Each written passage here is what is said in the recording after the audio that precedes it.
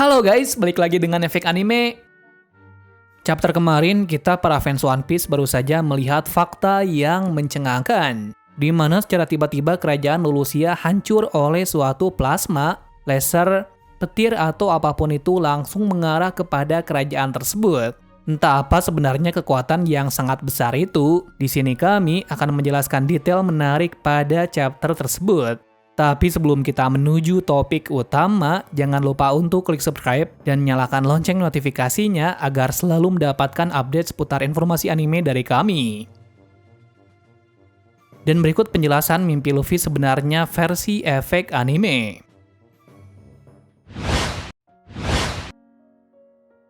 Pertama, kita bahas dulu mengenai mimpi dari Luffy ini.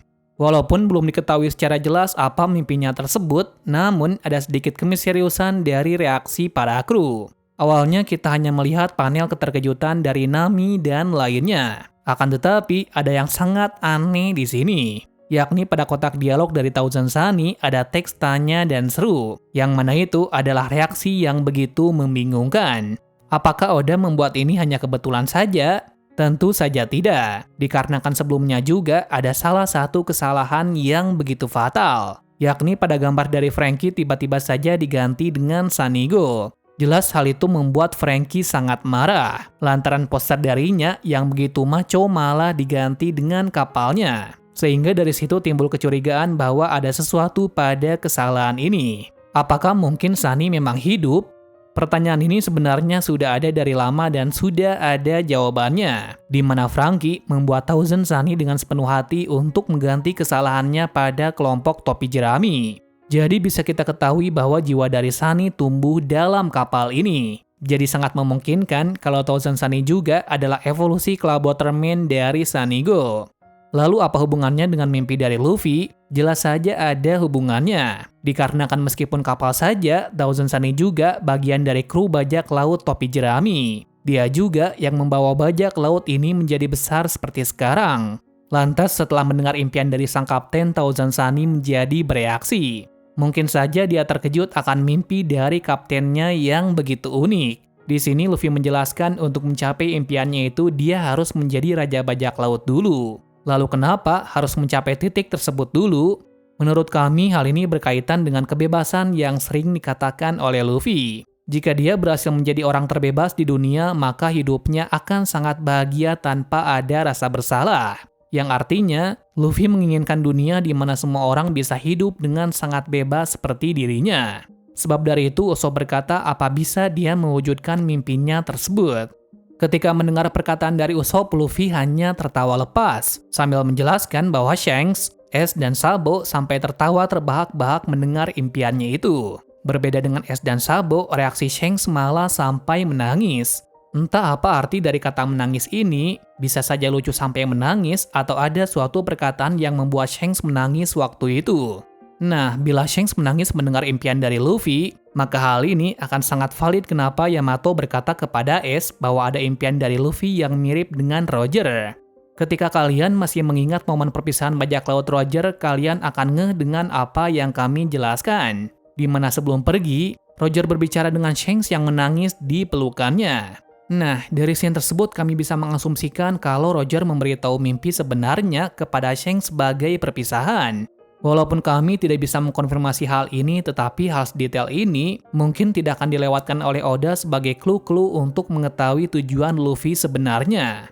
Kemudian pada momen saat Roger mengungkapkan impiannya itu kepada Oden dan Shirohige, ekspresinya tersebut sama seperti reaksi kru topi jerami, yang mana ada yang bereaksi kebingungan dan tertawa terbahak-bahak. Lantas apakah yang menyebabkan Oden kebingungan dan Shirohige tertawa? Jawabannya sangatlah simpel bahwa mimpi dari Roger sangatlah kekanak-kanakan. Sebab dari itulah membuat Shirohige tertawa. Sebaliknya Oden malah bereaksi takjub dan kebingungan. Kenapa demikian? Lantaran dia tidak pernah sama sekali melihat orang seperti Roger. Nah, di sini pula kita dikasih clue bahwa Oden melihat suatu hal yang sangat besar pada diri Roger. Karena mendengar impiannya itu, jelas saja Oden meminta persetujuan dari Shirohige untuk berlayar bersama Roger 1 tahun saja. Lalu apakah yang dibayangkan oleh Oden saat mengetahui impian dari Roger sebenarnya? Bila kalian mengingat keteguhan Oden untuk melawan Orochi dan Kaido, pasti kalian menemukan satu hal yang menarik, di mana Oden berniat untuk membuka perbatasan Wano Kuni apapun yang terjadi. Alasan Oden ingin membuka Wano Kuni karena sudah jelas pada beberapa chapter kemarin terungkap suatu kemisteriusan dari Wano Kuni, yang mana dalam chapter tersebut kita disuguhkan dengan kebenaran dari Wano Kuni yang asli. Ternyata Wano Kuni ada di bawah kaki Gunung Fuji. Satu hal lagi yang mengejutkan, senjata kuno yaitu Pluton ada di kaki gunung tersebut. Nah, untuk bisa mengeluarkan senjata itu dan membebaskan Wano Kuni, mereka diharuskan untuk menghancurkan perbatasan yang mengelilingi Wano Kuni. Nah, dari sini jelas sekali bahwa ada suatu peristiwa besar yang akan terjadi pada dunia. Lantas, apakah ini ada hubungannya dengan mimpi dari Roger dan Luffy? Jawabannya jelas sangat ada dan berkesinambungan. Kenapa kami berpendapat seperti ini? Lantaran saat di pulau terakhir, Roger mengatakan kalau dia terlalu cepat untuk sampai di pulau ini. Dia juga berkata bahwa ia ingin hidup pada era dari Joy Boy. Nah, di sini belum diketahui era Joy Boy pada masa lalu apa sekarang. Lantaran sekarang, Luffy digadang-gadang sebagai Joy Boy di era ini. Bila kami mengaitkan antara mimpi Luffy dan Roger, maka seharusnya Joy Boy juga memiliki mimpi yang sama seperti mereka. Alasannya dalam cerita sejarah One Piece, Joy Boy atau yang disebut dengan Nika memiliki nama yang besar pada masa lalu. Dikatakan Nika adalah seorang prajurit yang membawa kebebasan kepada semua orang yang menderita. Jadi dari sini kita bisa menyimpulkan bahwasanya mimpi dari Luffy adalah membawa kebebasan kepada semua orang. Untuk melakukan hal besar ini jelas membutuhkan usaha yang sangat besar pula. Nah, untuk mempermudah tujuannya itu, Luffy diharuskan untuk menjadi Raja Bajak Laut dulu agar bisa menggapai impian terakhirnya itu. Kita bisa mengatakan membawa kebebasan juga memiliki arti dengan menjadi Raja Dunia. Nah, kenapa kami menyebutnya dengan Raja Dunia? Alasannya untuk membuat perubahan yang besar dibutuhkan suatu jabatan yang sangat tinggi. Dan dalam dunia One Piece, yang memegang kekuasaan dunia adalah pemerintahan dunia. Akibat dari pemerintah yang sudah mengakuisisi dunia selama berabad-abad, tidak ada satu orang pun yang mau menentang mereka. Jadi hal ini akan sangat valid jika Luffy memiliki mimpi untuk menjadi Raja Dunia. Jika kita melihat dari kacamata anak kecil, maka impian seperti itu sangatlah menakjubkan. Sebaliknya jika orang dewasa akan tertawa mendengar orang dewasa berkata seperti itu. Dikarenakan impian seperti itu sangatlah mustahil untuk dilakukan. Ekspresi ini sama seperti Usopp dan Sanji yang mengatakan bahwa Luffy tidak waras dan mustahil. Sedangkan Nami dan lainnya sangat mensupport apa mimpi dari Luffy itu, dikarenakan mimpi itu sangat cocok dengan dirinya. Nah, kenapa kami yakin kalau mimpi dari Luffy adalah Raja Dunia? Begini penjelasannya. Sebenarnya apa itu Raja Dunia?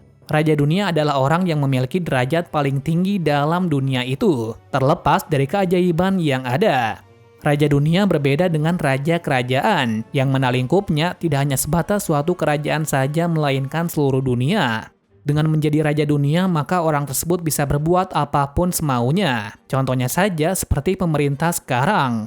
Berbedanya di sini, arti dari Luffy bukanlah seperti Raja Dunia yang biasa kita kenal, melainkan Luffy memiliki arti sendiri. Sama seperti arti pahlawan yang menurut Luffy sangat berbeda. Yakni arti pahlawan dalam bajak lautnya adalah orang yang akan memakan semua daging dari kemenangan tersebut. Sedangkan menurut kami pun juga demikian. Yakni Raja Dunia menurut Luffy ialah orang yang akan membuat seluruh umat di dunia bebas. Maksudnya di sini tidak ada perundungan, diskriminasi, pertempuran, dan lain-lain yang bersifat negatif. Dia juga tidak akan merebut kebebasan siapapun karena setiap orang memiliki kebebasan sendiri-sendiri. Meskipun sudah menjadi Raja Dunia, Luffy tidak akan menjadi orang paling tinggi seperti seorang raja. Melainkan dia akan bersifat seperti orang biasa saja yang adil ke semua orang. Nah, tepat sekali, impian seperti ini sangatlah mustahil untuk dicapai pada era ini. Lantaran banyak sekali pertempuran besar yang akan berlangsung. Sehingga dari itu, untuk bisa mengakhiri perseteruan yang berlangsung cukup lama ini, diharuskan ada satu orang yang memiliki kepemimpinan yang sangat hebat. Hal ini akan terjadi jika Luffy bisa menjadi Raja Bajak Laut. Mungkin jika kalian masih mengira teori ini tidak masuk akal, maka kami akan menambahkan sedikit bukti agar kalian percaya. Seperti kalian tahu, pada chapter 1060 ini berjudul Mimpi dari Luffy. Dan benar kita ditunjukkan mimpi dari Luffy walaupun tidak diucapkan dalam panel apapun.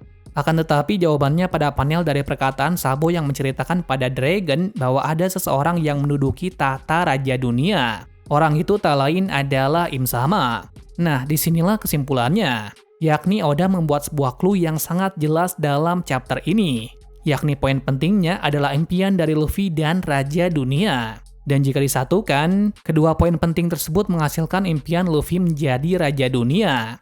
Well, bagaimana pendapat kalian tentang teori ini? Apakah valid atau tidak? Berikan jawaban kalian di bawah. Terima kasih sudah menonton video ini dan sampai jumpa di video selanjutnya.